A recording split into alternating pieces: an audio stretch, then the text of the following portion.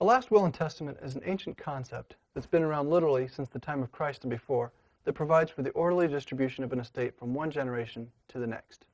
Its purposes are twofold. One is to protect creditors and make sure that your debts are paid upon your death. And secondly, it's to make sure that your assets end up in the hands that you intended. The last will and testament works through a process known as probate.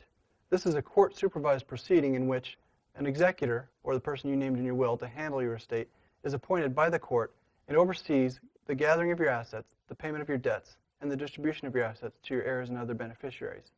Typically speaking, a probate will take about a year to conclude if it's simple and without contest, and will consume anywhere between 3 and 8% of your estate.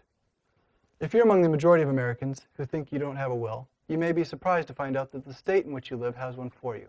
When you die without a will, it's known as dying intestate, and each state has what's known as the intestacy code. This is a set of rules whereby the state legislature of your state has determined how your assets will be distributed upon your death. Quite frequently, it may match exactly what you wanted to have happen with your assets, but in the end, you as a Christian steward are entrusting these decisions to ungodly legislators to determine where the assets entrusted to you will end up. Perhaps you're tempted to purchase one of those prepackaged will kits available in the marketplace and simply fill in your name in a form and make a will for yourself. This is not advisable. Those kits cannot ask questions that you need to answer as a Christian steward. For example, do you want to include a testimony in your last will and testament? Or what sort of legacy will you leave behind by your planning? We want to make sure that we leave a legacy that testifies that we understood our position as a steward of the Lord Jesus Christ. We're here to assist in that regard.